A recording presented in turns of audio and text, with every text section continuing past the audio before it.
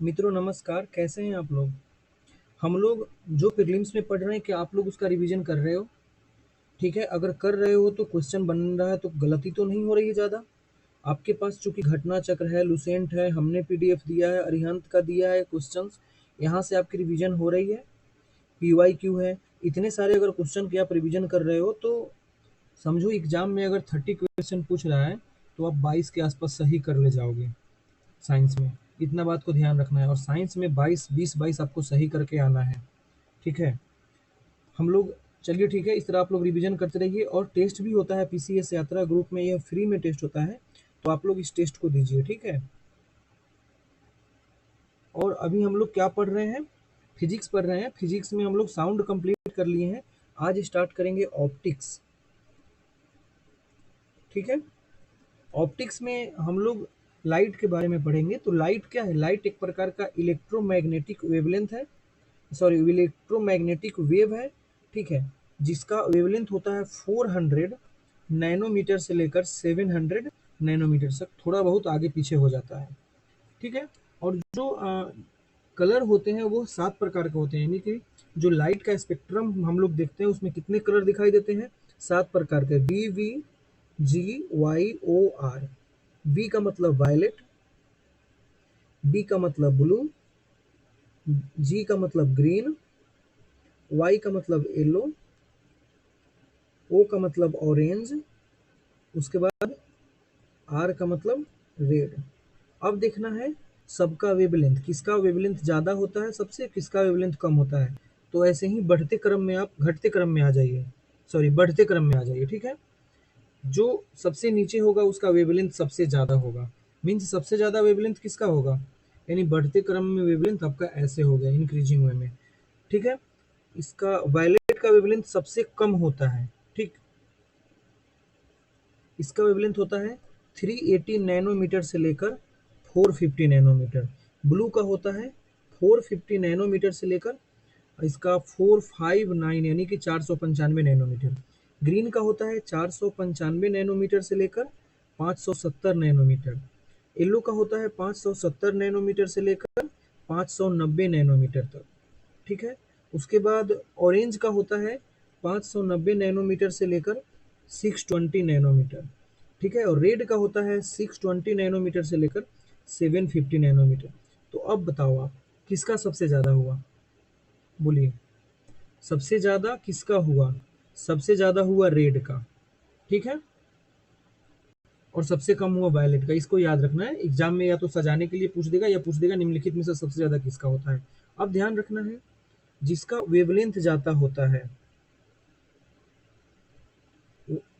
वह प्रकीर्णन सबसे कम करता है, यानी कि जो सबसे ज़्यादा वेवलेंथ होगा जिसका, उसका प्रकीर्णन सबसे कम होगा। ठीक है, तो सबसे ज़्यादा प्रकीर्णन किसका होगा? वायलेट का, और सबसे कम रेड का। ठीक, तो इस तरह से जो ये सातों कलर है यह कंप्लीट हुआ। उसके बाद यहाँ पर कलर बनते हैं जिसको बोलते हैं प्राइमरी कलर हो गया, सेकेंडरी कलर। ठीक, प्राइमरी कलर का मतलब क्या हुआ, पता है किसी को प्राइमरी कलर का मतलब? देखिए रेड होता है, ग्रीन होता है और ब्लू होता है। यह प्रकाश के मिश्रण से क्या बनता है? श्वेत प्रकाश की उत्पत्ति करता है। कौन कौन कलर? रेड हो गया, ब्लू हो गया और ग्रीन हो गया। ये सब प्रकाश का जब इसमें मिश्रण होता है तो श्वेत प्रकार व्हाइट लाइट की उत्पत्ति होती है। ठीक है, इस प्रकार से रेड, ग्रीन और ब्लू, इन तीनों को क्या बोलते हैं? प्राथमिक कलर बोलते हैं, क्योंकि इन्हीं तीनों को किसी न किसी तरीके से आपस में मिलाकर क्या होता है, बताइए क्या होता है? व्हाइट लाइट का, यानी श्वेत प्रकाश की उत्पत्ति होती है। ठीक है, इसके अलावा जो कलर आप देख रहे हैं, रेड, ब्लू और ग्रीन के अलावा जो आप देख रहे हैं, वायलेट हो गया, येलो हो गया, ऑरेंज हो गया, violet, sorry violet, yellow, orange, ये क्या है? सेकेंडरी कलर हो गया। ठीक है, प्राथमिक रंग के किस मिश्रण से कौन सा कलर प्राप्त होगा, अगर इसको देखते हैं हम लोग, तो वहां पर एक त्रिभुज का निर्माण होता है, उसको बोलते हैं वर्ण त्रिभुज यानी कि कलर त्रिभुज। ठीक है, देखिए ये क्या होता है, ये होता है वर्ण त्रिभुज। ऐसे बना दो भाई।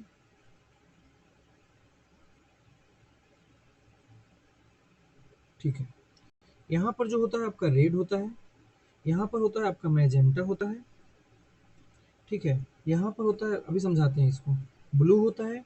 यहाँ पर सयान, सयान का इंग्लिश तो मुझे नहीं पता है, यहाँ सयान कलर होता है, यहाँ ग्रीन कलर होता है और यहाँ येलो कलर होता है। अब देखिए, रेड, मैजेंटा, ब्लू, सयान, ग्रीन और येलो। और यहाँ पर जो है आपका व्हाइट है। यानी कि कहने का मतलब है रेड और सियान को मिलाओगे तो क्या बनेगा? व्हाइट, ठीक है। ये रहा रेड, ये रहा सियान, इसको मिला दिए तो क्या बन गया मेरे भाई? व्हाइट बन गया। उसी तरह ग्रीन और मैजेंटा को मिलाने से क्या बनेगा? व्हाइट बनेगा। उसी तरह येलो और ब्लू को मिलाने से क्या बनेगा? व्हाइट बनेगा। इसको याद हो गया? इस तरह से इसको ध्यान में रखना है, ठीक है। लिख लीजिए, रेड और सियान को मिलाएंगे तो व्हाइट बनेगा। उसी तरह येलो एंड ब्लू को मिलाएंगे तो भी व्हाइट बनेगा।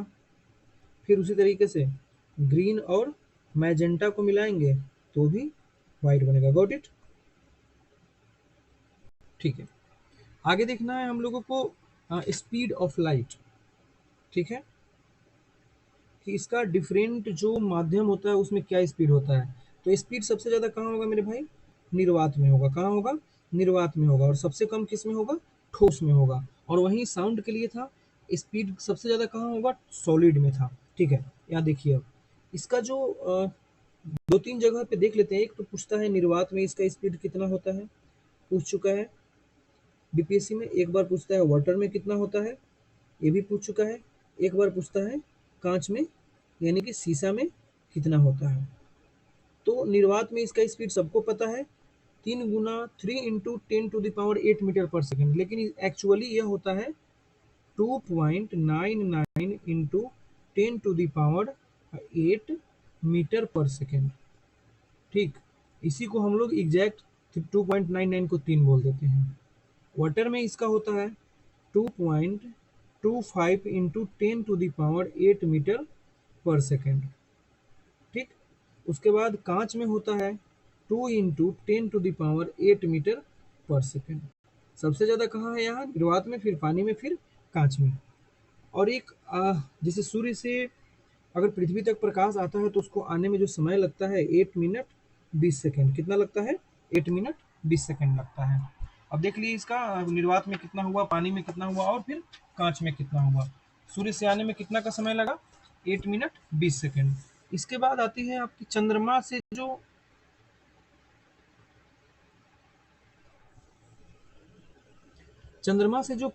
प्रकाश जब आती है तो उसको लगता है 1.28। सूर्य से आने में 8 मिनट 20 सेकेंड, चंद्रमा से आने में 1 मिनट 28 सेकेंड। जब प्रकाश तरंग एक माध्यम से जब दूसरे माध्यम में जाता है तो प्रकाश उसका वेवलेंथ बदलता है। क्या बदलता है? वेवलेंथ बदलता है। यही कारण है कि वेवलेंथ द्वारा उसका कलर डिसाइड नहीं होता है, क्योंकि कलर तो हमेशा सेम रहेगा, ठीक है। तो वेवलेंथ चूंकि बदलता रहता है इसलिए कलर डिसाइड नहीं होगा, ठीक है। और क्या नहीं बदलता है उसका? फ्रीक्वेंसी, फ्रीक्वेंसी नहीं बदलता है। ध्यान रखना है, ये भी पूछ चुका है। फ्रीक्वेंसी नहीं बदलता है। फ्रीक्वेंसी नहीं बदलता है, यही होता है कि किसी भी प्रकाश का कलर फ्रीक्वेंसी द्वारा डिसाइड किया जाता है, ठीक है। यहाँ पर देख लीजिए ना, प्रकाश को आप क्या बोलेंगे? पार्टिकल्स बोलोगे, वेव बोलोगे, क्वांटम टाइप बोलोगे। तो प्रकाश, यहाँ पर 3 सिद्धांत होते हैं। एक पार्टिकल का थ्योरम होता है, और जो प्रकाश होता है उसका, उसको कणिका का सिद्धांत बोलते हैं। नहीं पूछेगा एक बार, लेकिन देख लो। ऐसे पूछ सकता है कि कणिका सिद्धांत किसने दिया था। तो कणिका सिद्धांत 1637 ईस्वी में एक था दकार्ते नामक वैज्ञानिक था, स्पेलिंग पे मत जाना, दकार्ते नामक वैज्ञानिक था, उसने दिया था, जिसको डेवलप किया था न्यूटन ने। बाद में इसको अच्छे से रिफर्बिश, मतलब अच्छे से डिजाइन करके न्यूटन ने दिया था। इसको प्रकाश की कणिका सिद्धांत कहते हैं। ये किसने दिया था? दकार्ते ने दिया था, ठीक है। अब उसके बाद आता है मुख्य रूप से, हालांकि अब न्यूटन भी बोल सकते हो, लेकिन ऑप्शन में अगर दकार्ते रहेगा तो आंसर मारेंगे, आंसर लेकर चलेंगे दकार्ते। उसके बाद आता है एक प्रकाश का वेव स्पीड थ्योरम, ठीक है। इसमें क्या होता है ना कि यह किसने दिया था सबसे पहले? हाइगेंस ने दिया था। किसने दिया था मेरे भाई? हाइगेंस ने दिया था। कब दिया था? 1678 ईस्वी में दिया था। ठीक है। इसमें प्रकाश के तरंग, प्रकाश को इसमें क्या कहा गया है? वेव बताया गया है। इसमें प्रकाश को वेव बताया गया है। इस थ्योरम में जो रिफ्लेक्शन और रिफ्रैक्शन होता है उसकी व्याख्या इस थ्योरम के द्वारा की जाती है। उसके प्रकाश के जो वेव स्पीड थ्योरम यानी कि तरंग गति सिद्धांत है, इसके द्वारा आप प्रकाश के रिफ्लेक्शन एंड रिफ्रैक्शन का सफलपूर्वक प्रूफ दे सकते हैं। लेकिन प्रकाश का जो होता है इलेक्ट्रोमैग्नेटिक इफेक्ट और फिर उसके बाद क्रॉम्पटन इफेक्ट होता है, पर इससे प्रकाश का इलेक्ट्रोमैग्नेटिक वेव का जो इफेक्ट होता है वो हो गया, और फिर क्रॉम्पटन इफेक्ट हो गया। इन दोनों को प्रूफ नहीं किया जा सकता है। किससे? तरंग सिद्धांत से। एक होता है प्रकाश का क्वांटम सिद्धांत। ठीक है, प्रकाश का क्वांटम थ्योरम। इसमें क्या बताया गया ना मेरे भाई, इसमें सब इसको किसने दिया था? आइंस्टीन ने दिया था।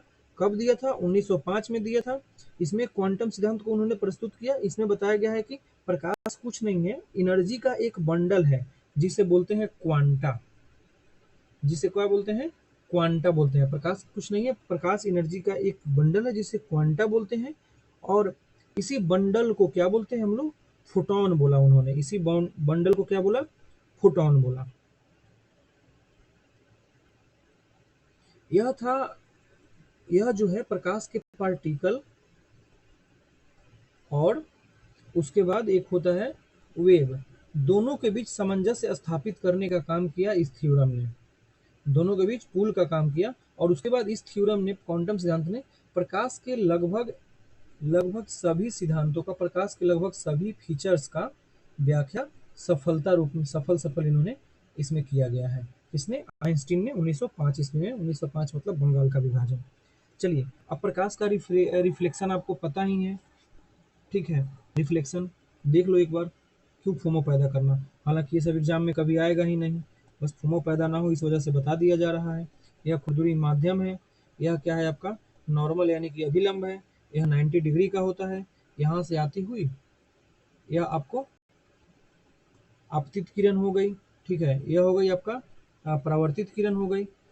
तो इसको बोलेंगे, इस तरह से प्रकाश इधर से आई, इधर चली गई, इस तरह से प्रकाश का परावर्तन हो गया। ठीक है, उसके बाद इसके अभिलंब और आपतित किरण के बीच के कोण को क्या बोलते हैं? आपतन कोण बोलते हैं। आई और अभिलंब यानी नॉर्मल और परावर्तित किरण के बीच के कोण को आर बोलते हैं। ठीक, परावर्तन का नियम आपको पता ही है। परावर्तन का नियम क्या होता है? परावर्तन कोण, आपतन कोण और जो ये दोनों होंगे, यानी कि परावर्तन के नियम में कहा जाता है कि आई बराबर आर, परावर्तन कोण आपतन कोण बराबर हो गए। और जो आपतित किरण होगा दर्पण के आपतन बिंदु पर, अभी जैसे कहने का मतलब है कि ये हो गया आपका आपतित किरण, अभिलंब और परावर्तित किरण, तीनों एक ही तल पर होगा, एक ही जगह पर होगा। समझ गए? एक ही तल पर ये रहा। उसके बाद दर्पण होता है। दर्पण आपको पता ही है क्या होता है, वह किसी वस्तु के परावर्तक पृष्ठ होता है, इस प्रकार से परावर्तित होता है तो हम आप अपने फेस को देख पाते हैं। फिर क्या होता है? समतल दर्पण। समतल दर्पण का मतलब इसमें प्रतिबिंब, जो भी आपका इमेज बनेगा समतल दर्पण में, जो भी आपका इमेज बनेगा हमेशा सीधा बनेगा। ठीक है, हमेशा सीधा बनेगा। फिर क्या बनेगा? हमेशा आभासी बनेगा। ठीक है, इस बात को याद रखना है, सीधा और आभासी बनेगा। उसके बाद जो आपका इसमें इमेज बनेगा, आप जितने लंबे होंगे उतना ही बनेगा। ठीक है, उतना ही बड़ा बनेगा। और प्रतिबिंब कहाँ बनेगा? आप ये मान लो ये दर्पण है, आप दर्पण से अगर यहाँ खड़े हो तो इमेज भी यहाँ बनेगा, इतना ही सेम डिस्टेंस पर बनेगा। ये भी एल रहेगा तो ये भी एल रहेगा, डिस्टेंस भी सेम रहेगा। उसके बाद देखिए, अगर किसी इमेज में आप चाहते हैं कि आपका पूरा प्रतिबिंब दिखाई दे तो कम से कम आपकी जो दर्पण की जो ऊंचाई होनी चाहिए, जैसे मान लो अगर चाह आप 5 फीट का आदमी है, अगर उसको किसी दर्पण में अगर पूरा इमेज देखना है तो कम से कम दर्पण की ऊंचाई कितनी होनी चाहिए? 2.5 फीट। कितनी होनी चाहिए? 2.5 फीट। यानी कहने का मतलब आपकी पूरी ऊंचाई देखने के लिए दर्पण की ऊंचाई में कम से कम आधा होना चाहिए, ज़्यादा से ज़्यादा तक कोई मतलब ही नहीं है। ठीक, अगर आप ये रहा दर्पण, अब दर्पण की तरफ v गति से मतलब v स्पीड से आ रहे हो, तो जो आपका इमेज होगा वह 2v से आएगा, 2v स्पीड से आपकी तरफ बढ़ेगा। ठीक है, मतलब आप जितना स्पीड से चलोगे, आपके दुगुना स्पीड से आपका इमेज आपकी तरफ बढ़ता हुआ दिखाई देगा। ठीक है, यदि कोई वस्तु जो है 90 डिग्री कोण पर रखा होता है, तो समतल दर्पण के बीच जो रखी हुई वस्तु होती है उस तरफ प्रतिबिंबों की संख्या कितनी होती है? 3 होती है।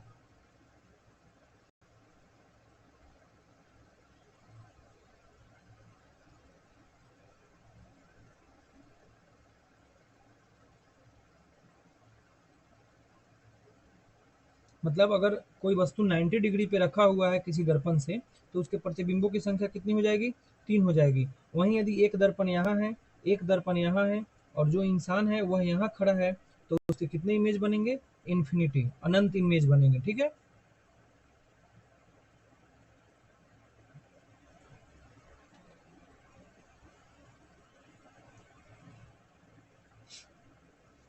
अब हम लोग देखेंगे जो समतल दर्पण होता है, उससे जो आपका इमेज बनता है वह लैटेरल इनवर्स होता है। मतलब मान लो अगर आप एल का इमेज बनाना चाहते हो तो ऐसे बनेगा, यानी इसी को बोलते हैं लैटरल इनवर्स। आप अगर राइट हैंड उठाते हो तो आपको वहां प्रतीत होगा आप लेफ्ट हैंड उठा रहे हो। आप आईना के सामने अगर राइट हैंड से लिख रहे हो तो आपको लगेगा कि आप लेफ्ट हैंड से लिख रहे हो। ठीक है, उसी को बोलते हैं लैटरल इनवर्स। इसी कारण से एम्बुलेंस पर क्या होता है ना, देखिए, एम्बुलेंस पर उल्टा लिखा हुआ रहता है। उल्टा लिखा हुआ रहेगा तो जो आपको इमेज दिखाई देगा वह सीधा दिखाई देगा। आपके जो गाड़ी चल रही है उस गाड़ी पे उसका इमेज सीधा दिखाई देगा, क्योंकि लैटरल इन्वर्स हो जाएगा। समझ गए? उसके बाद आता है समतल दर्पण का, यानी कि प्लेन मिरर का उपयोग क्या होता है। तो प्लेन मिरर का उपयोग आप जो दैनिक जीवन में आप जिसको यूज करते हैं वह प्लेन मिरर ही है। उसके बाद बहुदर्शी, बहुदर्शी का मतलब होता है कैलिडोस्कोप। एक मिनट, बहुदर्शी का मतलब होता है कैलिडोस्कोप। अगर एग्जाम में पूछे कैलिडोस्कोप हो गया, पेरिस्कोप हो गया, इन सब में किसका प्रयोग किया जाता है? तो प्लेन मिरर का प्रयोग किया जाता है। ठीक है, किसका प्रयोग किया जाता है मेरे भाई? प्लेन मिरर का प्रयोग किया जाता है। ठीक,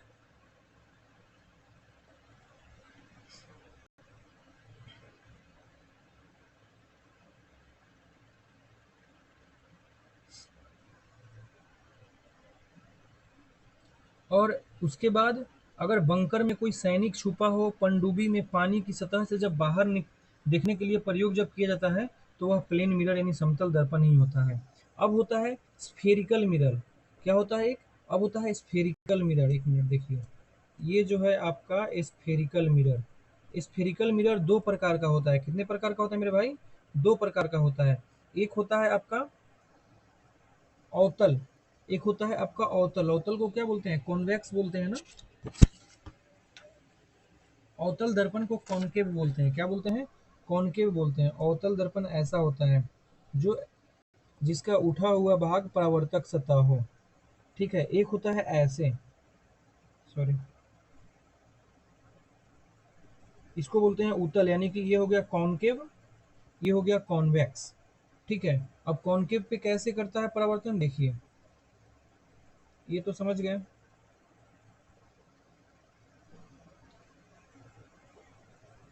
ठीक है, यह क्या हुआ? यह पोल हो गया। यहाँ से जब इमेज आता है तो कहाँ जाएगा? फोकस पे आएगा, आएगा ना। यहाँ जब इमेज आएगा ये भी फोकस पे आएगा, यहाँ जब इमेज जाएगा ये भी फोकस पे आएगा, यहाँ जब इमेज आएगा यह भी फोकस पे है, फोकस से होकर ही कहीं जाएगा। समझ गए? मतलब कहने का मतलब जो कॉनकेव है, यह कॉनकेव नहीं, कॉन्वेक्स। अवतल को क्या बोलेंगे? कॉनकेव। उल्टा बोल रहा हूँ, अवतल को बोलेंगे कॉनकेव, उत्तल को बोलेंगे कॉन्वेक्स। ठीक है, तो जो यह कॉनकेव है वहां पर इमेज क्या होता है? प्रकाश परावर्तित होने के बाद, कॉनकेव में प्रकाश परावर्तित होने के बाद एक जगह पर कन्वर्ज हो जाते हैं, और वहीं कन्वेक्स में करेंगे तो प्रकाश, देखिए एक बार ऐसे हुआ। ठीक है, ये इसका पोल हो गया। ठीक, इसमें क्या होता है? दूर भागता है, इसमें दूर भागता है, इसमें जो प्रकाश होता है दूर भागता है, और इसका फोकल जो होता है यहाँ पर ऐसे होता है, इसका इमेज ऐसे टाइप बनता है, ठीक है। तो जो कॉनकेव हो गया, वहां पर आपको क्या हो गया, कॉनकेव पे के पास में कॉन्वर्ज होता है एक जगह पर, और कॉन्वेक्स में क्या होता है, दूर भागता है। क्या होता है मेरे भाई, दूर भागता है, ठीक है। वक्रता त्रिज्या क्या होता है, वक्रता केंद्र क्या होता है, पोल क्या होता है, इसकी कोई जरूरत है ही नहीं, ठीक है। बस याद रखना है कि इमेज कहाँ बनेगा। अगर पॉइंट अगर दो याद रखिए, यदि इनफाइनाइट है तो इसका इमेज कहाँ बनेगा, फोकस पर बनेगा। कहाँ बनेगा, फोकस पर। अगर वक्रता केंद्र है तो उसका इमेज कहाँ बनेगा, वक्रता केंद्र पर बनेगा। अगर फोकस है तो उसका इमेज कहाँ बनेगा, इनफाइनाइट पे। इस तीन को याद रखना है आपको, बस ये तीनों एक दूसरे का अपोजिट है, ठीक है। अभी अब बताइए, इनफाइनाइट और फोकस के बीच में कोई वस्तु को यहाँ रख दिया गया है, ठीक है, तो इसका इमेज कहाँ बनेगा, इनफाइनाइट का अपोजिट क्या हो गया, फोकस, और इनफाइनाइट के बीच में बनेगा। और वहीं अगर वस्तु फोकस और वक्रता केंद्र के बीच में है तो उसका इमेज कहाँ बनेगा, फोकस का अपोजिट इनफाइनाइट हो गया, वक्रता केंद्र का वक्रता केंद्र ही हम लोग देखे हैं। इस तरह से इस बात को याद रखना है हमेशा, ठीक है। और वस्तु सी पर हो तो सी बनेगा, और अगर वस्तु सी और एफ के बीच में हो तो कहाँ बनेगा, सी का सी हो जाएगा, एफ का इनफाइनाइट हो जाएगा, ठीक। अगर वस्तु एफ पर हो तो इनफाइनाइट पे बनेगा, अगर वस्तु पोल और एफ के बीच में हो तो पीछे बनेगा और बड़ा बनेगा। यही होता है एक इम्पोर्टेंट एक इसका अपवाद एक्सेप्शन। पोल और फोकस के बीच में होगा तो कहाँ बनेगा, अवतल दर्पण के जस्ट पीछे बनेगा, और कैसा बनेगा, बड़ा बनेगा। और ये सारे केस में जो होता है आपका क्या बनेगा, उल्टा बनेगा और रियल बनेगा। इन सारे केस में आपका जो इमेज होगा वह बनेगा रियल और उल्टा, समझे। अब इस प्रकार बहुत ज़्यादा इंपॉर्टेंट नहीं है, बस इसको याद रखना है, हो जाएगा। अवतल दर्पण का प्रयोग हम कहाँ कहाँ करते हैं, अवतल दर्पण का प्रयोग टर्च में करते हैं, सर्च लाइट में करते हैं, विभिन्न प्रकार के व्हीकल के हेडलाइट्स में करते हैं, ठीक है। जहाँ पर आपको शेविंग मिरर में भी हम देख सकते हैं। उसके बाद डेंटिस्ट होता है वो भी देखता है, क्योंकि डेंटिस्ट जो होता है ना, उस समय उसका इमेज अपोजिट साइड में बनता है। जब अपोजिट साइड में बनता है ना तो वो बड़ा बनता है, इसी वजह से उसका प्रयोग किया जाता है। उसके बाद सोलर फर्नेंस होता है, उसमें सूर्य के प्रकाश को एक जगह सेंटर्ड करने के लिए, अभी हम लोग देखे ना अवतल दर्पण में क्या हो जाता है, सारे प्रकाश एक जगह आ जाते हैं, ठीक है। तो इसीलिए एक जगह सेंटर्ड करने के लिए प्रयोग किया जाता है ताकि काफ़ी ज़्यादा गर्म हो। और वहीं अगर उत्तल दर्पण यानी कि जो कॉन्वेक्स लेंस की बात अगर हम करें, कॉन्वेक्स लेंस की अगर हम बात करें तो इसमें क्या होता है, इसमें दो ही केस होता है, या तो इमेज का सॉरी वस्तु या तो अनंत पे रहेगा, ठीक है, या फिर वस्तु जो होता है अनंत और पोल के बीच में रहेगा, ठीक है। तो एक तो बात समझ गए, अनंत पे रहेगा तो कहाँ बनेगा, फोकस पे बनेगा, काफी छोटा बनेगा, स्मॉल बनेगा, और उसके बाद आभासी एंड सीधा बनेगा, ठीक है। और उसी तरह से अगर अनंत और पोल के बीच में रहेगा तो कहाँ बनेगा, पोल और अनंत का उल्टा क्या हो गया, फोकस हो गया, और पोल का पोल ही हो गया, यानी फोकस और पोल के बीच में बनेगा। यह छोटा बनेगा, आभासी बनेगा और सीधा बनेगा। हमेशा याद रखना है कि उत्तल दर्पण से हमेशा सीधा बनता है। और यहीं एक बार यहीं पर देख लीजिए लेंस वाली स्थिति में, फिर वहां नहीं बताएंगे। लेंस वाले में क्या होता है, अवतल दर्पण में जहां जहां केस आपका लेंस में जब होता है ना कि अवतल दर्पण में प्रकाश एक जगह सेंटर्ड नहीं होता है, वहां प्रकाश अवतल दर्पण अवतल लेंस में दूर भागता है, ठीक है। और उत्तल में क्या होता है, एक जगह पर आता है, ठीक है। उत्तल में एक जगह पर आता है, उत्तल लेंस में दर्पण का जस्ट अपोजिट हो गया, ठीक। अब देखिए उत्तल दर्पण का हम लोग प्रयोग देख लेते हैं। उत्तल दर्पण का प्रयोग किसी भी वाहन के साइड मिरर के रूप में प्रयोग किया जाता है, क्योंकि क्यों किया जाता है, क्योंकि वह हमेशा सीधा उसका इमेज बनाएगा, और ड्राइवर के पीछे से जैसे जैसे वह पास में आता रहेगा वह उसको बड़ा बड़ा बनाते जाएगा, फिर क्या होगा, उससे पता चलेगा कि उसकी दूरियां कितनी है। फिर उसके बाद वाहन के अंदर जो चालक के पास जो वाहन के ठीक पीछे देखने के लिए जो रहता है, समतल दर्पण का भी प्रयोग होता है, जिसे रियर व्यू मिरर कहते हैं। उसको तो हम लोग देखे हैं समतल दर्पण में। फिर जबकि जो बाहर की ओर दोनों किनारे में जो देखने के लिए रहता है वह होता है साइड व्यू मिरर। और साइड व्यू देखिए ना, ये रहा, कहाँ गया भाई, ये रहा एक आपका, मान लो गाड़ी, ठीक है। यहाँ आपका ड्राइवर बैठा हुआ है, यहाँ है आपका साइड मिरर, और यहाँ पर एक मिरर लगा होता है, वो रियर व्यू मिरर होता है। तो ये दोनों होता है उत्तल और ये होता है समतल। ठीक है। और जो उत्तल दर्पण होता है उसका दृष्टि क्षेत्र काफ़ी बड़ा होता है, इसलिए सड़कों के मोड़ों को यानी कि ब्लाइंड टर्म पर भी इसका प्रयोग किया जाता है। फिर स्ट्रीट लैंप में इसका प्रयोग किया जाता है। समझ गए? उसके बाद यहाँ फार्मूला कुछ अब होता है, जैसे कि अगर प्रकाश की कुछ अगर यू वी कहाँ कितनी दूरी पर है अगर निकालना हो तो उसका फार्मूला होता है 1/f = 1/u + 1/v। ठीक है। अगर एफ दिया हो, यू दिया हो तो वी निकलेगा, कोई दो निकल दिया हुआ हो तो एक निकल जाएगा। बस ऐसे ही याद रखना है। और जो अब आप समझते हैं कि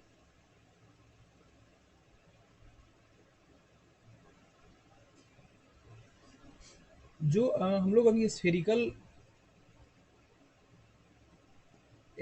मिरर देखे हैं, उसमें जो इमेज बनता है हमेशा, इमेज जो रखा जाता है मिरर के कहाँ रखा जाता है? लेफ्ट साइड में। कहाँ रखा जाता है? हमेशा लेफ्ट साइड में। इसको भी याद रखना है। एक होता है मैग्निफिकेशन। मैग्निफिकेशन क्या होता है?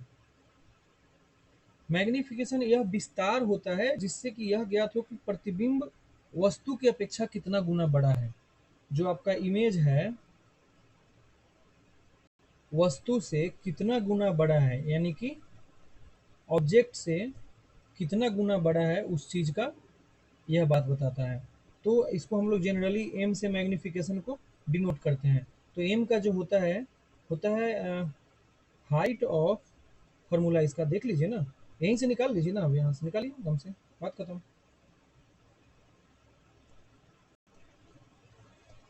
यहाँ से आप एम का वैल्यू निकालोगे तो क्या होगा?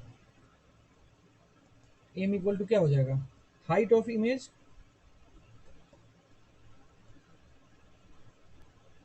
Upon height of object.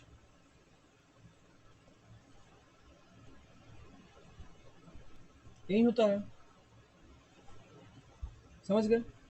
अब कोई पूछेगा मैग्निफिकेशन का परिभाषा क्या हो गया, तो मैग्निफिकेशन होता है जो इमेज होगा, इमेज की हाइट और किसी वस्तु के हाइट के रेशियो को मैग्निफिकेशन कहते हैं। ठीक। आगे देखना है जो अब प्रकाश का अपवर्तन। अपवर्तन भी क्या हो गया? सबको यह बात पता है। एक माध्यम से, मान लो यह रेयर मीडियम है और यह डेंस मीडियम है। यह क्या है? यह नॉर्मल हो गया। तो एक मीडियम से दूसरे मीडियम में जब प्रकाश आता है तो उसको क्या बोलते हैं? वहां पर प्रकाश का अपवर्तन, यानी प्रकाश अपने उचित रास्ते से चलकर ना चलकर वह मुड़ जाता है। अगर रेयर से, मान लो हम ये छोड़, रेयर क्या होता है? छोटा आदमी। डेंस क्या हो गया? बड़ा आदमी। चूंकि सघन है और बड़े आदमी के पास जाएंगे तो क्या होंगे? माथा झुकाएंगे। ठीक। तो जो रेयर है ना, वह, इसका ओरिजिनल वे तो ये होगा ना, ये होगा। लेकिन यह ओरिजिनल ना चलकर थोड़ा सा झुक जाता है।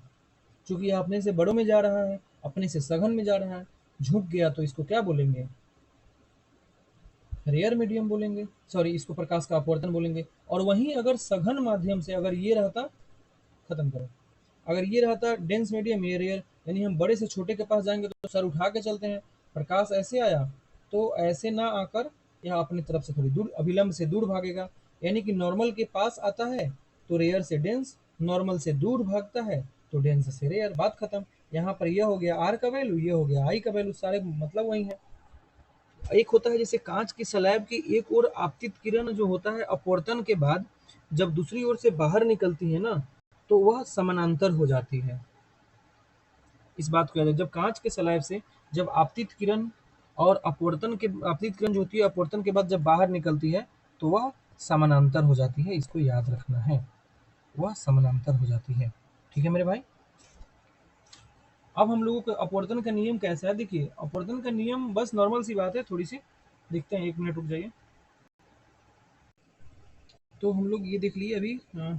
इसके बाद हम लोग क्या देखना है? हम लोगों को देखना है रिफ्रैक्टिव इंडेक्स, तो अभी देखेंगे बाद में। हाँ, अभी देखेंगे लॉज ऑफ रिफ्रैक्शन। ठीक है। लॉज ऑफ रिफ्रैक्शन यह क्या कहता है ना, आपतित किरण हो गया, अपवर्तित किरण हो गया, जो और दोनों माध्यम को ये रहा आपतित किरण, ये रहा अपवर्तित किरण, और दोनों माध्यम को अलग करने वाला ये जो रेखा है, ये सभी एक तल पर होंगे। सॉरी। प्रकाश के किसी निश्चित रंग तथा निश्चित माध्यम के जो पेयर होते हैं, उसके लिए आपतन कोण का साइन और अपवर्तन कोण का साइन का वैल्यू क्या होता है? एक कांस्टेंट होता है, यानी कि साइन आई आपतन कोण का साइन और अपवर्तन कोण का साइन, यह एक कांस्टेंट वैल्यू होता है। इस कांस्टेंट वैल्यू को हम लोग क्या बोलते हैं? इस कांस्टेंट वैल्यू को अपवर्तनांक बोलते हैं, ठीक है। और इसी को हम लोग sine i upon sine r को बोलते हैं law of Snell. Law of Snell यानी स्नेल का नियम भी इसको कहा जाता है।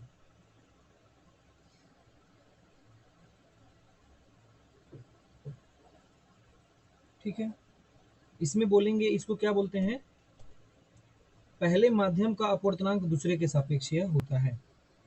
ठीक है, अगर निकालना हो अगर आपको कि ये मान लो एक मीडियम 2 है, मीडियम 2 का क्या निकालना हो आपको? अपवर्तनांक निकालना हो मीडियम 1 के सापेक्ष। जिसके सापेक्ष निकालना हो ना, उसकी स्पीड, उस मीडियम 1 में स्पीड ऑफ लाइट, ठीक है, जिसके सापेक्ष निकालना हो उसको ऊपर रखना है और जिसका निकालना हो उसको नीचे रखना है। ठीक है, स्पीड ऑफ लाइट यानी कि एक के सापेक्ष दूसरे का जो अपवर्तनांक होगा, तो एक उसमें पहले वाले में स्पीड किसका? लाइट का, और दूसरे वाले में स्पीड भी लाइट का। अपवर्तनांक को हम लोग इंग्लिश में बोलते हैं रिफ्रैक्टिव इंडेक्स। हम लोग समझ गए अभी रिफ्रैक्टिव इंडेक्स होता क्या है। किसी माध्यम के निरपेक्ष अपवर्तनांक ही उस माध्यम का क्या होता है? अपवर्तनांक होता है। मान लीजिए यह स्टील है, तो स्टील का जो अपवर्तनांक होगा वह उस माध्यम का अपवर्तनांक हो जाएगा। ठीक है,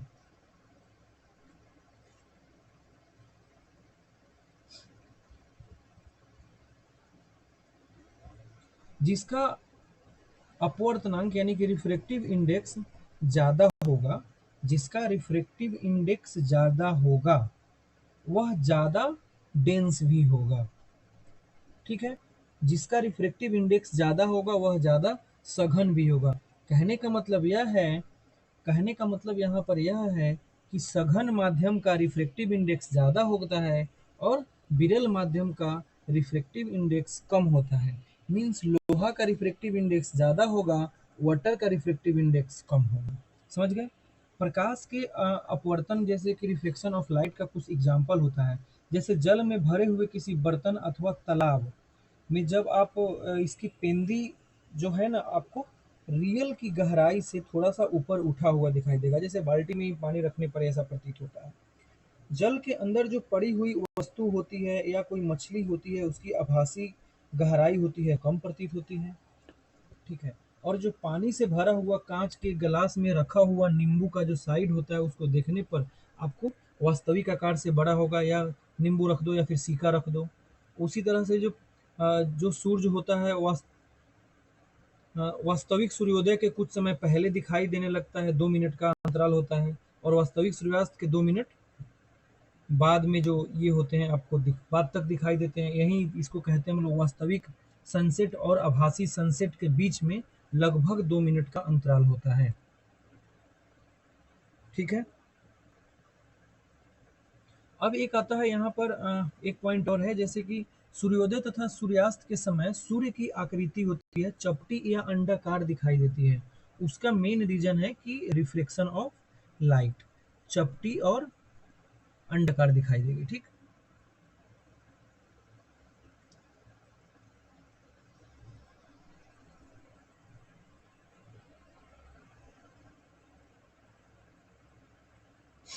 उसके बाद वायुमंडल में अलग प्रकार के घनत्व की परतें पाई जाती है। रात्रि के समय जो तारे से, स्टार से जो आपको आपके पास तक जो प्रकाश लाइट आता है, वह चूंकि रिफ्लेक्शन उसका होता रहता है, बार बार रिफ्लेक्शन होने के कारण ही हमें तारे टिमटिमाते हुए नजर आते हैं।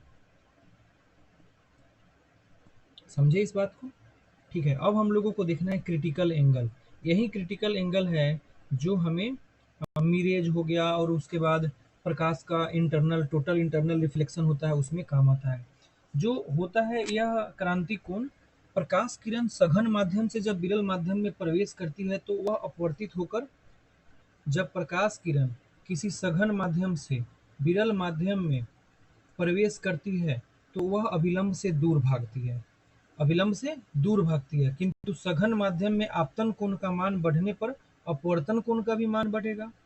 जब इसका हम आपतन कोण, जितना इसको हम इधर करेंगे उतना ही यह दूर भागेगा। मान लो यह अभी यहाँ पर है, अब इसके बाद हम थोड़ा इसको दूर कर लेते हैं, यहाँ पर लाते हैं तो ये थोड़ा और दूर हो जाएगा। यानी आपतन कोण का वैल्यू अगर बढ़ेगा, सॉरी गलत हो गया, अगर आपतन कोण का वैल्यू बढ़ेगा तो अपवर्तन कोण का भी वैल्यू बढ़ेगा। किसी सघन माध्यम में वह विशेष आपतन कोण जिसके लिए विरल माध्यम पर अपवर्तन कोण 90 डिग्री हो जाता है। समझिए, ये रहा सघन माध्यम, ये रहा विरल माध्यम। यहाँ पर वह विशेष आपतन कोण चूंकि 90 डिग्री बनाना है, आपतन कोण जो 90 डिग्री हो गया उस पर अपवर्तन कोण का मान भी कितना होगा, 90 डिग्री ही होगा। तो इस स्थिति में जो एंगल बनेगा उस एंगल को क्या बोलेंगे हम लोग, क्रिटिकल एंगल बोलेंगे। सघन माध्यम से इसका आपका इंपॉर्टेंट होना चाहिए, सघन माध्यम से विरल माध्यम में प्रकाश को आना जरूरी है।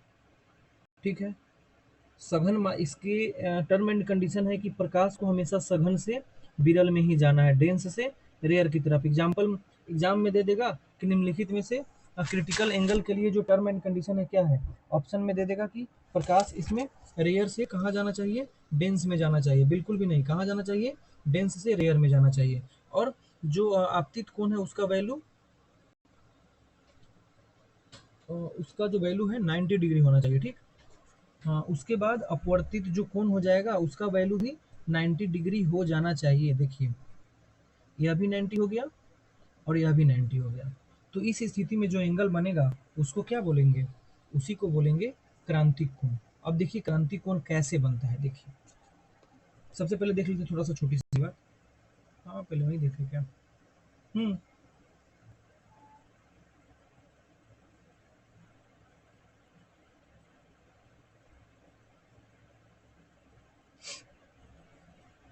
ठीक है, देखिए वाटर का यहाँ पर कुछ आपको याद रखना है, कुछ ऑब्जेक्ट हो गया, ठीक है, उसका रिफ्रैक्टिव इंडेक्स हो गया, ठीक है, और उसके बाद उसका क्रिटिकल एंगल हो गया। इसको आपको याद रखना है, एग्जाम में भी पूछ सकता है, यूपीपीसीएस में यह एक बार पूछ चुका है ऑलरेडी। वाटर का जो अपवर्तनांक होता है, रिफ्रैक्टिव इंडेक्स 1.33 और क्रिटिकल एंगल होता है 48.5 डिग्री।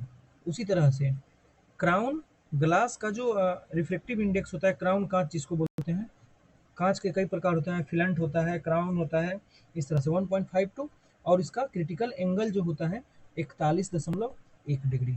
उसी तरह से फ्लिंट ग्लास का जो होता है 1.65, और ये रिफ्रैक्टिव इंडेक्स हो गया और क्रिटिकल एंगल हो गया 37.4 डिग्री। उसी तरह से हम लोग अगर देखते हैं डायमंड का, किसका मेरे भाई, डायमंड का देखते हैं, तो डायमंड का होता है रिफ्रैक्टिव इंडेक्स 2.42 और क्रिटिकल एंगल 24.4। अब इसको देखने से आपको क्या लगता है, जो रिफ्रैक्टिव इंडेक्स है, देखने से क्या लगता है, refractive index indirectly proportional to critical angle, refractive index indirectly proportional to critical angle. देखिए यहाँ पर 1.33, सबसे कम रिफ्रैक्टिव इंडेक्स सबसे ज्यादा क्रिटिकल एंगल, सबसे ज्यादा रिफ्रैक्टिव इंडेक्स सबसे कम क्रिटिकल एंगल। ठीक है, अब इसके बाद हम लोग देखेंगे total internal reflection. Total internal reflection जो होता है, इसमें प्रकाश को कहाँ से कहाँ तक जाना चाहिए, अभी हम लोग देखे हैं डेंस से रेयर की तरफ। इसमें क्या होता है, प्रकाश को सघन माध्यम से विरल माध्यम में जाने वाली प्रकाश की किरण के लिए यदि आपतन कोण का मान, ठीक है, आपतन कोण का मान क्या हो जाता है, क्रांतिक कोण से ज्यादा हो जाए, आपतन कोण ग्रेटर देन क्रिटिकल एंगल, जब इससे ज्यादा हो जाता है तो इस स्थिति में क्या बनता है मेरे भाई, प्रकाश जो होता है 100% आपके तरफ लौट कर आ जाएगा। उसी को बोलते हैं हम लोग पूर्ण आंतरिक परावर्तन, प्रकाश का अपवर्तन नहीं होता है वहां पर। ठीक है, देखिए कैसे, यह तो आपका नॉर्मल हो गया, यह हो गया डेंस मीडियम और ये हो गया रेयर मीडियम। यह आपका सॉरी नॉर्मल नहीं है ना, हाँ ये नॉर्मल हो गया, यह प्लेन हो गया, ठीक है, सॉरी यह प्लेन हो गया। ओके, इसमें क्या हुआ, प्रकाश कहाँ से आ रही है, इस मीडियम से, इस मीडियम से इस मीडियम में आना है, मीडियम 1 से मीडियम 2 में आना है। जब यह 90 डिग्री पर आएगा तो अपवर्तन कोण का भी मान 90 डिग्री हो जाएगा, ठीक है, अपवर्तन कोण का भी मान 90 डिग्री हो जाएगा। तो इस स्थिति में जो क्रिटिकल एंगल बनेगा, क्रिटिकल एंगल यहाँ पर आई एक्स से उसको सूचित कर दीजिए, जो यह क्रिटिकल एंगल बनेगा इसी को बोलेंगे क्रिटिकल एंगल, ठीक है। और जब यह क्रिटिकल एंगल का जो वैल्यू है ना मेरे भाई, यह जो क्रिटिकल एंगल का जो यह वैल्यू है ना, यानी कि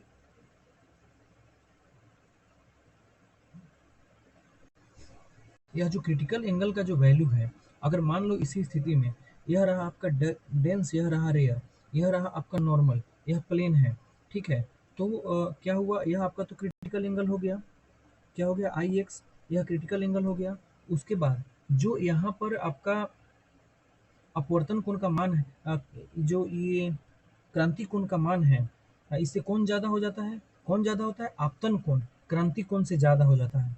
ये रहा आपका आपतन कोण, यही है ना 90 डिग्री, क्रांति कोण ये रहा, तो इससे कि यह ज्यादा हो गया। इस स्थिति में क्या हो जाएगा, प्रकाश 100% फिर से आपकी तरफ आ जाएगा। समझिए एक बार फिर से, ये रहा आपका प्लेन, ये रहा नॉर्मल, ये रहा आपका डेंस मीडियम, ये रहा रेयर मीडियम।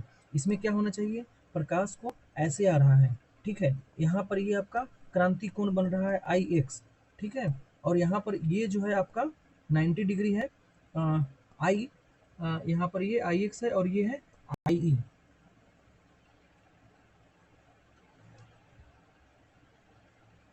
मतलब जो आपतन कोण, तो यहाँ पर आपतन कोण का मान है क्रांति कोण से ज़्यादा हो गया। इस स्थिति में क्या होना चाहिए, इस स्थिति में आपका प्रकाश जो ऐसे इसका रिफ्लेक्शन ना होकर, ऐसे ना होकर, यह प्रकाश आप ही के माध्यम में फिर से वापस लौट जाएगा। इसी को बोलते हैं प्रकाश का पूर्ण आंतरिक परिवर्तन। प्रकाश के पूर्ण आंतरिक परिवर्तन के लिए टर्म एंड कंडीशन क्या होना चाहिए, प्रकाश को डेंस से रेयर में जाना चाहिए और जो आपतन कोण का मान होगा वह क्रांति कोण से ज़्यादा होना चाहिए। आपतन कोण का जो मान होगा मेरे भाई, वह क्रांति कोण से ज़्यादा होना चाहिए। इसको आपको याद रखना है, इसके अलावा कुछ नहीं याद रखना है, ठीक है। अब जैसे हीरे आपका जो चमकता है, हीरे को इस प्रकार से तराशा जाता है, इस प्रकार से बनाया जाता है कि वहाँ पर जो आपतन कोण होता है प्रकाश उसमें आते हुए, वह क्या हो जाता है, क्रांति कोण से ज़्यादा हो जाता है। इस प्रकार वहाँ से टोटल इंटरनल रिफ्लेक्शन होने लगता है। टोटल इंटरनल रिफ्लेक्शन होगा तो आपको क्या होगा,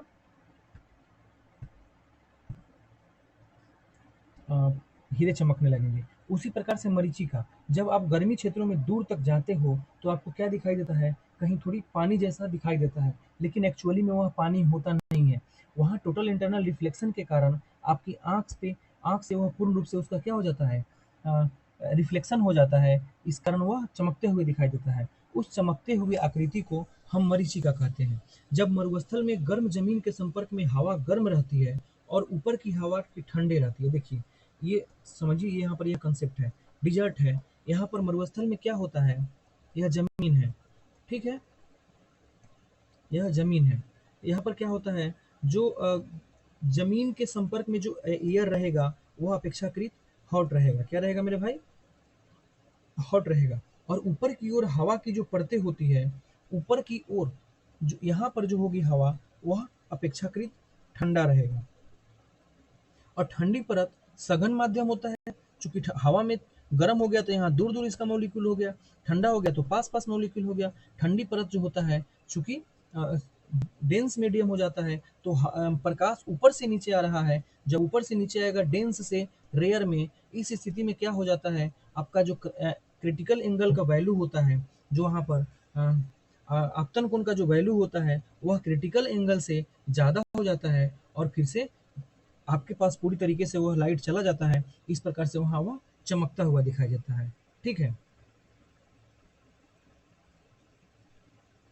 और वह हमें कैसा दिखाई देता है, पानी की भांति दिखाई देता है, ठीक है। इसके बाद हमें देखना है, हम लोग देखेंगे इसके बाद ऑप्टिकल फाइबर 2 मिनट में। चलिए, अब हमें देखना है ऑप्टिकल फाइबर। ऑप्टिकल फाइबर ऊंच प्रॉपर्टी वाला क्या होता है, हाई हाई गुणवत्ता वाला कांच या क्वार्ट्ज तंतु से बनाया होता है। किससे? या तो ग्लास से बना रहेगा या फिर क्वार्ट्ज से। किससे बना रहेगा मेरे भाई? क्वार्ट्ज से बना रहेगा। यह होता है ऑप्टिकल फाइबर। प्रत्येक तंतु में यानी कि प्रत्येक फाइबर में एक कोर और एक क्लैडिंग होता है। प्रत्येक फाइबर में एक कोर होगा एंड एक क्लैडिंग। क्लैडिंग का हिंदी अर्थ आवरण होता है। क्या होता है? आवरण होता है।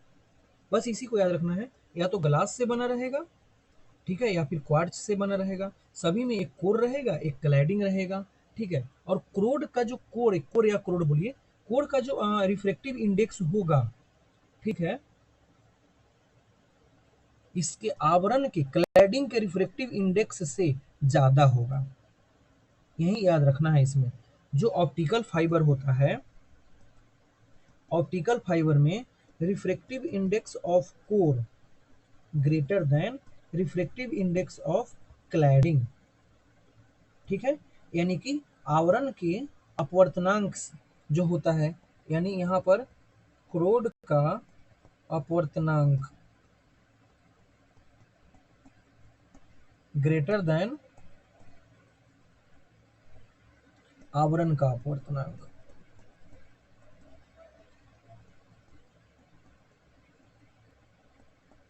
इसको याद रखना है, ठीक। ओके। अब इसके बाद क्या होता है, जब प्रकाशिक तंतु में मतलब कि ऑप्टिकल फाइबर में जब प्रकाश प्रवेश करता है तो उसका पूर्ण आंतरिक परावर्तन होता है। इसको याद रखना है। ऑप्टिकल फाइबर में पूर्ण आंतरिक यानी कि ऑप्टिकल फाइबर में क्या होता है? टोटल इंटरनल रिफ्रेक्शन होता है।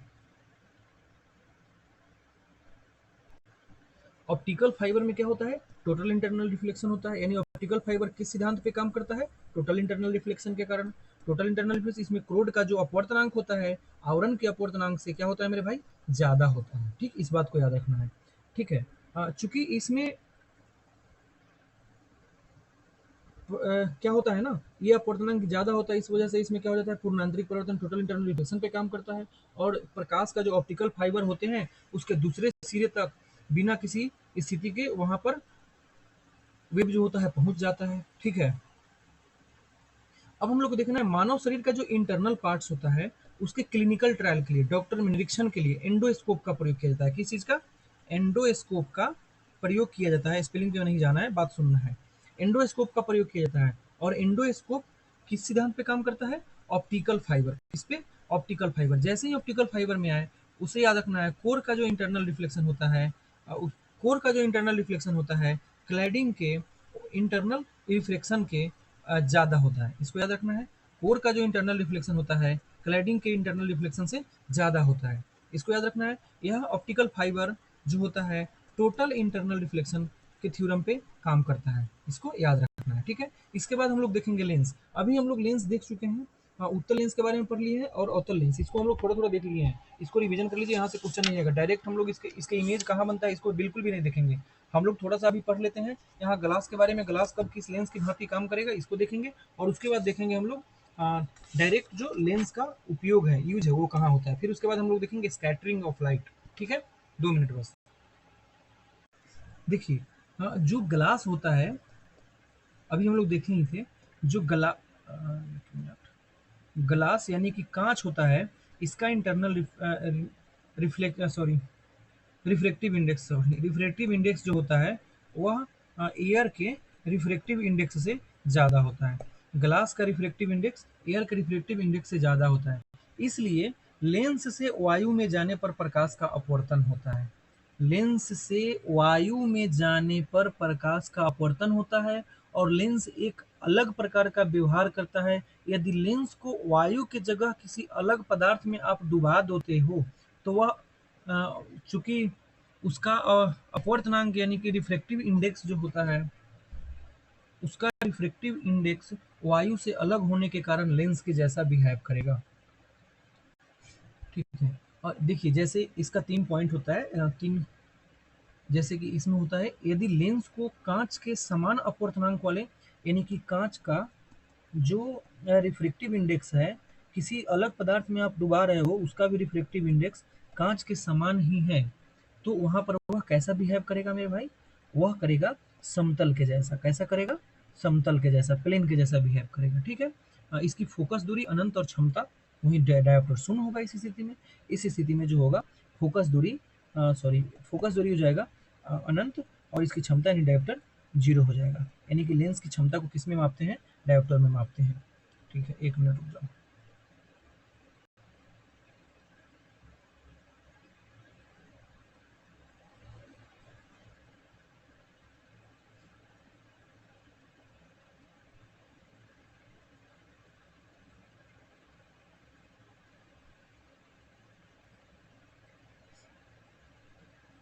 मतलब यदि आप जो रिफ्लेक्टिव इंडेक्स जो अगर कांच का है, अगर किसी अलग अलग पदार्थ में डुबाते हो, किसी भी सब्सटेंस में डुबाइए, उसका भी रिफ्लेक्टिव इंडेक्स अगर दोनों का इक्वल है तो वहां पर लेकर जाओगे तो वह कैसा काम करेगा? समतल की भांति, यानी कि प्लेन जैसा काम करेगा।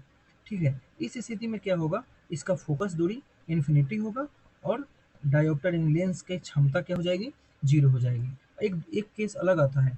एक केस में क्या होता है ना, यदि लेंस को कांच से अधिक अपवर्तनांक वाले, यदि यह रिफ्लेक्टिव इंडेक्स मान लीजिए या लेंस है, वो कांच से अधिक अपवर्तनांक वाले तरल पदार्थ में किसी पदार्थ में डुबाते हो, वहां पर इसका रिफ्लेक्टिव इंडेक्स ज़्यादा है।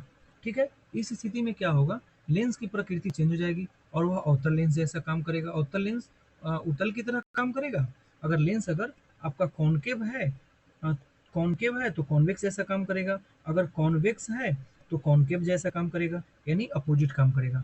वहीं अगर जल में डुबाए हुए जो वायु के बुलबुले होते हैं, बुलबुले की ठीक वही स्थिति होती है जो कांच से अधिक। अगर जो जल में आप जो बुलबुला देखते हो ना, यह बुलबुला को अगर इससे अधिक अपवर्तनांक वाले पदार्थ में ले जाते हो, अधिक अपवर्तनांक वाले पदार्थ में ले जाते हो, तो वह क्या होगा? कॉनकेव होगा तो कॉन्वेक्स जैसा काम करेगा, कॉन्वेक्स होगा तो कॉनकेव जैसा काम करता है।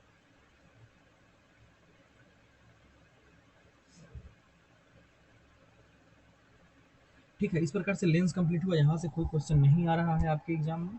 कहाँ पे किसका फिगर बनेगा, यहाँ से बिल्कुल नहीं आ रहा है। ठीक है, आपका फिगर एग्जाम में कहाँ से आ रहा है? डायोप्टर होता है उसका, ये भी पता है। डायोप्टर उसका क्षमता होता है। फिर उसके बाद जो उत्तल लेंस, यहाँ क्वेश्चन आ सकता है। उत्तल लेंस का जो उत्तल लेंस का जो पावर होता है वह पॉजिटिव होता है। अवतल यानी कि कनकेव का जो होता है वह निगेटिव होता है। इसको याद रखना है। ठीक है, विभिन्न प्रकार के प्रकाशिक यंत्र जैसे कि बनाने में लेंस का उपयोग किया जाता है, जैसे दूरबीन हो गया, चश्मा हो गया, माइक्रोस्कोप हो गया। मैग्नीफाइंग ग्लास उत्तल लेंस का बना होता है। दृष्टि को निवारण करने के लिए विभिन्न प्रकार के भी लेंसों का प्रयोग किया जाता है। एक अब विभिन्न प्रकार के दृष्टि दोष होते हैं, जैसे कि एक होता है दूर दृष्टि दोष यानी कि लॉन्ग साइटनेस, एक होता है निकट दृष्टि दोष शॉर्ट साइटनेस, एक होता है जरा दृष्टि दोष जिसको बोलते हैं प्रेस बायोपिया, एक होता है अविंदुकता जिसको बोलते हैं अस्टिग्माटिज्म। ठीक है, एक होता है दूर दृष्टि दोष। दूर दृष्टि दोष को हम लोग किस नाम से जानते हैं मेरे भाई? दूर दृष्टि दोष को और नाम से जानते हैं हाइपर ओपिया। किस नाम से जानते हैं?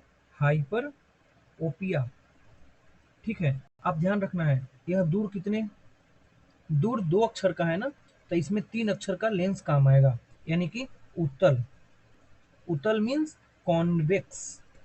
ठीक है, दूर हाइपरोपिया मतलब दूर दृष्टि दोष। ठीक है, दूर दृष्टि दोष को ठीक करने के लिए आपको 3 अक्षर का लेंस यानी कि उत्तल लेंस चाहिए। दूर दृष्टि में क्या होता है? आपको दूर की वस्तु ही दिखाई नहीं देगी। दूर की वस्तु दिखाई नहीं देगी। ठीक है, सॉरी, दूर की वस्तु ही दिखाई देगी और निकट की वस्तु दूर अपोजिट हो जाता है, निकट की वस्तु ही आपको दिखाई नहीं देगी। दूर दृष्टि दोष में जिस जौन सा आपका दृष्टि दोष है वहां की वस्तु दिखाई दे रही है, और 2 अक्षर का है तो 3 अक्षर के लेंस का इसमें प्रयोग किया जाता है। ठीक है, क्योंकि इसमें क्या होता है ना, जो वस्तुएं होता है, वस्तु का जो इमेज जो होता है ना, वह दृष्टि पटल यानी कि रेटिना के पीछे बनता है। कहाँ बनता है?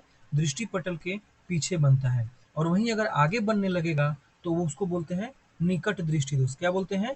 निकट दृष्टि दोष। यदि रेटिना के आगे बनेगा, रेटिना के आगे बनेगा, आगे मीन्स पहले, रेटिना के अगर पहले बनेगा तो इस स्थिति को क्या, अरे मतलब दृष्टि पटल के अगर पहले बनेगा तो इसको बोलेंगे निकट दृष्टि दोष। और निकट दृष्टि दोष को निवारण करने के लिए चूंकि 3 अक्षर का दृष्टि दोष है, इसलिए लेंस लगेगा अवतल लेंस। ऐसे भी इंग्लिश मीडियम वाले हिंदी में भी याद रख सकते हैं, अवतल लेंस। ठीक है। अब निकट दृष्टि दोष में क्या होता है, आपको नजदीक की वस्तु ही दिखाई देती है, नजदीक की वस्तु सही सही दिखाई देगी और दूर की वस्तु दिखाई नहीं देगी। समझे इस बात को? ठीक है। एक होता है प्रेस बायोपिया। क्या होता है मेरे भाई? प्रेस बायोपिया। प्रेस बायोपिया यानी कि इसको बोलते हैं जरा दृष्टि दोष। जरा दृष्टि दोष यानी बुढ़ापे में होता है। इसमें क्या होता है ना, आयु अधिक होने पर आप तो ना ही दूर की वस्तु को देख पाएंगे और ना ही नजदीक की वस्तु को देख पाएंगे। यानी आपके पास निकट दृष्टि वाला स्थिति भी है और उसके बाद दूर वाला। यानी कहने का मतलब क्या हुआ, आपको दोनों की इसको ठीक करने के लिए आपको बाइफोकल लेंस चाहिए, यानी कि जिसमें उत्तल वाला भी गुण हो और अवतल वाला भी गुण हो। एक होता है अबिंदुकता। अबिंदुकता इसको बोलते हैं अस्टिग्माटिज्म। क्या बोलते हैं? अस्टिग्माटिज्म। अस्टिग्माटिज्म जो होता है, इसमें आंख की जो वक्रता होती है यानी कॉर्निया, उसकी कन्वर्जिंग पावर क्या हो जाता है, कम हो जाता है। कन्वर्जिंग पावर कम होता है, इसको ठीक करने के लिए सिलिंड्रिकल लेंस की जरूरत पड़ती है। सिलिंड्रिकल लेंस की जरूरत पड़ती है। ठीक है। जो आपका होता है दृष्टि की निर्बंधता बोलते हैं, उसको बोलते हैं परसिस्टेंस ऑफ विजन। इसमें क्या होता है ना, दृष्टि पटल पर जो बने किसी प्रतिबिंब का संवेदन आपके दिमाग में कितने देर तक रहता है? 1/16 सेकेंड तक। कितने देर तक रहेगा मेरे भाई? 1/16 सेकेंड तक। अर्थात अगर किसी वस्तु को हटा दिया जाए तो आपके दिमाग में वह कितने देर तक रहेगा? 1/16 सेकेंड तक वह बना रहेगा। इसी को बोलते हैं परसिस्टेंस ऑफ विजन। 1/16 सेकेंड को परसिस्टेंस ऑफ विजन बोलेंगे। अगर एग्जाम में पूछता है निम्नलिखित में से परसिस्टेंस ऑफ विजन का वैल्यू कितना है, तो 1/16, 1/16 सेकेंड। ठीक है। उसके बाद हम लोग को क्या देखना है, वर्ण का, प्रकाश का वर्ण विक्षेपण यानी कि dispersion of light. Dispersion of light क्या होता है, जब सूर्य के प्रकाश को आप प्रिज्म से गुजारोगे तो वह डिफरेंट रंग में क्या हो जाता है, विभाजित हो जाता है। ठीक है। वह अपने श्वेत प्रकाश के स्थान पर 7 रंग में विभाजित हो जाता है, और मतलब विभिन्न रंग में विभाजित हो जाता है। इस स्थिति में क्या होता है ना, प्रकाश के विभिन्न रंग में विभाजित होने के इस क्रिया को जो होते हैं तरंग दैर्घ्य, जो यह विभिन्न प्रक्रिया होते हैं तरंग दैर्घ्य के प्रकाश से मिलकर बना होता है, यानी कि सबका तरंग दैर्घ्य फिर अलग अलग तरंग दैर्घ्य में हो जाता है। और इसी प्रक्रिया को क्या बोलते हैं, प्रकाश का विक्षेपण यानी कि डिस्पर्सन ऑफ लाइट। यानी कि जब प्रिज्म से गुजारोगे आप श्वेत लाइट को, तो वह विभिन्न विभिन्न कलर में, विभिन्न विभिन्न वेवलेंथ वाले में बदल जाएंगे। उसी को बोलते हैं डिस्पर्सन ऑफ लाइट। ठीक है। अब आप बताइए कैसे होता है डिस्पर्सन ऑफ लाइट? समझ गए ना? कुल मिलाकर विबग्योर में चेंज हो जाता है, वो विबग्योर में चेंज हो जाता है ना, इस बात को याद रखना है। VIBGYOR, G Y O and then R. ठीक है। तो सबसे ज्यादा, सबसे ऊपर होता है आर, फिर उसके नीचे होते हैं वाई, फिर होता है आर ओ, फिर वाई, फिर जी, फिर बी, फिर आई, फिर वी। सॉरी यहाँ पर एक छूट गया था, गिव गिव। यहाँ पर यह 7 कलर में विभाजित हो जाता है। ठीक है। यानी कहने का मतलब जो होता है, देख लें एक बार फिगर में क्या। चलो, यह कोई प्रिज्म है, यहाँ से प्रकाश आया, ठीक है, यहाँ पर आया, यहाँ तक आया, यहाँ से यहाँ आया, फिर इसी तरह से यह 7 कलर में क्या हो जाएगा, विभाजित हो जाएगा। ठीक। तो जो पहला वाला कलर होगा वह रेड हो जाएगा, दूसरा वाला कलर ऑरेंज, तीसरा वाला कलर वो येलो, चौथा वाला कलर ग्रीन, पांचवा वाला कलर ब्लू, छठा वाला कलर इंडिगो, सातवां वाला कलर वायलेट। अब जो ज्यादा विचलित हुआ, सबसे ज्यादा विचलित कौन होता है, वायलेट। जो ज्यादा विचलित हुआ उसका वेवलेंथ भी सबसे कम। यानी ध्यान रखना है, वेवलेंथ जो होता है आपका, यानी कि लैम्डा होता है इनडायरेक्टली प्रोपोर्शनल टू उसके विचलन, यानी डिस्पर्सन होने की, इनडायरेक्टली प्रोपोर्शनल टू विचलन। ठीक है। यानी कि किसी पदार्थ का, किसी प्रकाश का वेवलेंथ ज्यादा है तो वह कम विचलन होगा। ठीक है। यानी सबसे ज्यादा वेवलेंथ किसका होता है, रेड का होता है, तो सबसे कम विचलन किसका हो जाएगा मेरे भाई, सबसे कम विचलन भी रेड का ही होगा। इसके बाद रेनबो कौन से बनता है, ये भी आपको पता है। रेनबो 2 प्रकार के होते हैं, एक प्राथमिक होता है, एक द्वितीयक होता है। प्राथमिक का मतलब होता है प्राइमरी, और एक होता है सेकेंडरी। एक जिसमें एक चमकीला होता है, एक थोड़ा कम चमकीला होता है। ये जो होता है चमकीले को बोलते हैं प्राइमरी रेनबो, और कम चमकीला होता है उसको बोलते हैं द्वितीयक यानी कि सेकेंडरी रेनबो। प्राइमरी रेनबो में होता है रेड कलर सबसे बाहर होता है, जो ये 7 कलर बना होता है ना, 3, 4, 5, 6, 7, तो ये जो सातवां इसमें सबसे बाहर होता है प्राइमरी में रेड। और वहीं अगर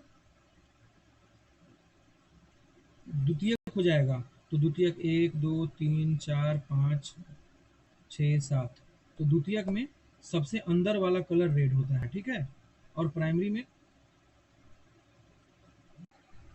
समझ गए, प्राइमरी में जो बाहर का कलर होगा वह रेड होगा, द्वितीयक में जो अंदर का कलर होगा सेकेंडरी में वह होगा रेड, ठीक है। इस प्रकार से यह खत्म होता है। उसके बाद जो इंटरफेरेंस ऑफ लाइट होता है, इसमें समान आवृत्ति के समान फ्रीक्वेंसी के दो या दो से अधिक जो कलाओं की जो संबद्ध प्रकाश तरंगे होती है वह संचरण करते हुए एक किसी बिंदु पर मिलती है। उस बिंदु पर ऊर्जा का क्या होता है, फिर से वितरण होने लगता है, डिस्ट्रीब्यूशन होता है। यदि मिलने का जो बिंदु होता है, कंपन की कला जब सेम होती है तो उसकी तीव्रताएं बढ़ जाती है। उसी को इस तरह से इंटरफेरेंस बोलते हैं। कोई जरूरत नहीं, बस इंटरफेरेंस का एग्जाम्पल याद रखिए। साबुन का बुलबुला जब रंगीन दिखाई देता है, इंटरफेरेंस के कारण दिखाई देता है। जल की सतह पर फैले तेल की जो परत होती है उसका रंगीन दिखाई पड़ना, सीडी का रंगीन दिखाई देना, ठीक है। ये सब क्या है, इंटरफेरेंस यानी कि व्यतिकरण है। उसी प्रकार एक होता है डिफ्रैक्शन ऑफ लाइट यानी कि प्रकाश का विवर्तन। इसमें क्या होता है ना, प्रकाश तरंग का जो संचरण मार्ग में प्रकाश के तरंग दैर्घ्य की अवरोध हो जाने पर प्रकाश तरंग क्या होता है, किनारे से मुड़ जाता है। इसको क्या बोलते हैं, डिफ्लेक्शन ऑफ लाइट बोलते हैं। चूंकि इसमें होता है ना कि प्रकाश का जो तरंग दैर्घ्य होता है वह काफी कम होता है, यानी कि प्रकाश का वेवलेंथ जो होता है काफी कम होता है। इसलिए बड़े अवरोधक के द्वारा प्रकाश को रोक लिया जाता है। वेवलेंथ बहुत कम है इसलिए रोकना उसको आसान है। इसलिए क्या होता है ना, प्रकाश का विवर्तन हो जाता है, और प्रकाश का विवर्तन मीन्स डिफ्रैक्शन ऑफ लाइट होता है, ठीक है। हाँ, इसके बाद हम लोग देखेंगे भाई प्रकाश के विवर्तन का एग्जाम्पल सबसे बड़ा है ना, किसी अपारदर्शी वस्तु द्वारा जो बनने वाली छाया होती है अपने किनारे पर काफी सुदृढ़ दिखाई नहीं देती है, वह प्रकाश का सबसे बड़ा एग्जाम्पल है विवर्तन का। एक होता है स्कैटरिंग ऑफ लाइट, जब किसी संचरण माध्यम जो होता है जिसमें अन्य पदार्थ के कण भी उपस्थित हो तथा कणों को टकराकर प्रकाश जो होती है सभी दिशाओं में फैलने लगता है, सभी दिशाओं में जब फैलने लगेगा उसको संचरण बोलेंगे। क्या बोलेंगे, संचरण होती है यानी प्रकीर्णन हो गया, प्रकाश का प्रकीर्णन हो गया। जो प्रकाश का प्रकीर्णन का जो आपको मात्रा निकालना होगा, तो प्रकीर्णन जो होता है लैम्डा का क्या होता है, इन्वर्सली प्रोपोर्शनल। कैसा, लैम्डा का चौथाई का इन्वर्सली प्रोपोर्शनल होता है, ठीक है। जिस रंग के प्रकाश का तरंग दैर्घ्य कम होगा उसका प्रकीर्णन ज्यादा होगा, जितना तरंग दैर्घ्य कम होगा उतना ही प्रकीर्णन ज्यादा होगा। और तरंग दैर्घ्य ज्यादा होगा मीन्स विचलन कम होगा, इस बात को याद रखना है। तरंग दैर्घ्य कम, विचलन ज्यादा, यानी यह विचलन का भी अपोजिट है, ठीक है। प्रकीर्णन का उदाहरण देखना हो तो आपको आकाश का रंग नीला दिखाई देना होता है। अंतरिक्ष में जब आकाश को देखा जाता है तो वह ब्लैक दिखाई देता है क्योंकि वहाँ पर वायुमंडल ही नहीं है। फिर उसके बाद समुद्र का नीला दिखाई पड़ना हो गया। फिर सूर्योदय और सूर्यास्त के समय सूर्य का कैसा दिखाई देना, रेड दिखाई देना, ठीक है। इस प्रकार से जो खतरे का संकेत होता है उसको रेड रखा जाता है क्योंकि उसका प्रकीर्णन सबसे कम होता है, ठीक है। सबसे कम प्रकीर्णन किसका होगा, जिसका लैम्डा सबसे ज्यादा होगा। लैम्डा मीन्स सबसे ज्यादा जो वेवलेंथ वाला होगा, तो रेड का वेवलेंथ सबसे ज्यादा होता है इसलिए इसका प्रकीर्णन सबसे कम होगा, यानी प्रकाश आपको एक जगह पे संकुचित दिखाई देगा। यही कारण है कि रेड को खतरे के सिंबल के रूप में यूज किया जाता है, ठीक है। और दूसरी बात, इसका चूंकि रेड का सबसे ज्यादा वेवलेंथ है, सबसे ज्यादा वेवलेंथ है मीन्स रेड का विचलन सबसे कम होता है, ये भी बात आपको याद रखना है। आगे आता है क्या, कुछ जैसे घटनाएं होती है, जैसे देखिए, सुनिए बस, सिर्फ इसको याद रखना है। पानी में जब पैदा हुआ बुलबुला चमकता है किसके कारण, टोटल इंटरनल रिफ्लेक्शन के कारण। हीरा का चमकना भी टोटल इंटरनल रिफ्लेक्शन, मरीचि का भी टोटल इंटरनल रिफ्लेक्शन। वास्तविक सूर्योदय से पहले जब सूर्य का दिखाई देता है वह रिफ्लेक्शन होता है। आकाश एवं समुद्र का रंग नीला दिखाई देता है, किस वजह से, स्कैटरिंग के कारण। ये सूर्यास्त और सूर्योदय के समय रेड दिखाई देना, यह किसके कारण, स्कैटरिंग के कारण होता है, क्योंकि यहाँ पर रेड का जो होता है ना प्रकीर्णन, यह काफी कम होता है। समझ गए, रेड का प्रकीर्णन कम होता है ना काफी, क्योंकि उसका वेवलेंथ सबसे ज्यादा होता है। फिर साबुन के बुलबुले का अलग अलग कलर का दिखाई देना उसको व्यतिकरण बोलते हैं। व्यतिकरण का मतलब हो गया आपका डिफ्रेक्शन था क्या, व्यतिकरण, व्यतिकरण, व्यतिकरण, इंटरफेरेंस, सॉरी इंटरफेरेंस, ओके। इंद्रधनुष का दिखना, उसमें वर्ण विक्षेपण भी होता है, प्रवर्तन भी होता है, अपवर्तन भी होता है, पूर्ण आंतरिक प्रवर्तन भी होता है। फिर तारों का टिमटिमाना रिफ्लेक्शन हो गया। फिर उसके बाद दरवाजे की झिर्री से आने वाला जो प्रकाश का फैलना होता है, आपके दरवाजे में छोटे छोटे जो दिखते हैं वहां पर वो होता है विवर्तन होता है। एक होता है polarization of light. Polarization of light का एग्जांपल इसमें होता क्या है ना दरअसल,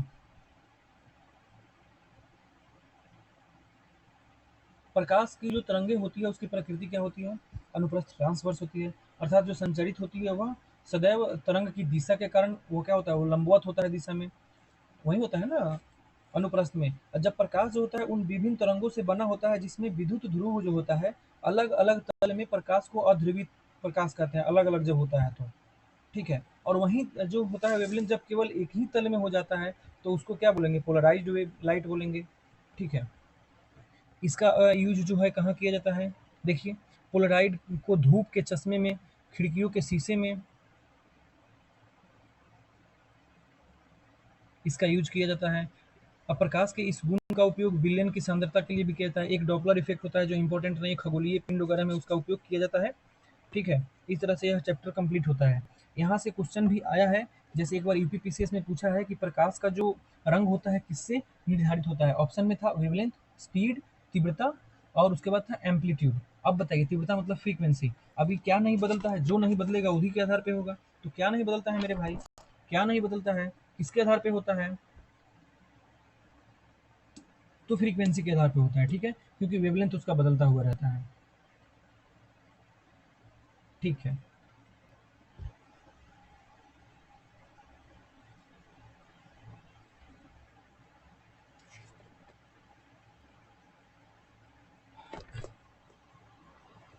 फिर एक बार यूपीएससी में क्वेश्चन पूछा हुआ था कि निम्नलिखित में से किस कलर के प्रकाश में सबसे ज़्यादा एनर्जी होता है। उसमें था ब्लू था, रेड था, फिर ग्रीन था और येलो था। तो इसका आंसर हो जाएगा ब्लू।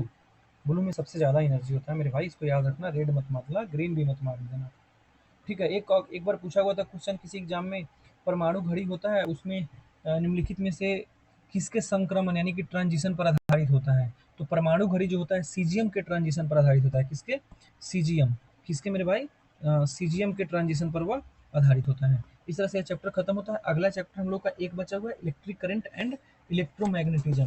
इसको देख लेना है बस, यहाँ से मतलब आ जाता है एक आध क्वेश्चन कभी। और उसके बाद हम लोग हिस्ट्री फिजिक्स को कंप्लीट करेंगे। फिर 2 से 3 घंटे लगेंगे केमिस्ट्री कंप्लीट करने में। केमिस्ट्री नहीं, केमिस्ट्री खुद से ही करना पड़ेगा, मुझे ऐसा क्यों लग रहा है, खाली याद करने वाला है केमिस्ट्री को। इसके बाद हम लोग चलेंगे डायरेक्ट बायोटेक्नोलॉजी, 2 घंटे उसमें देंगे, 2-3 घंटे, फिर आपका चैप्टर कंप्लीट।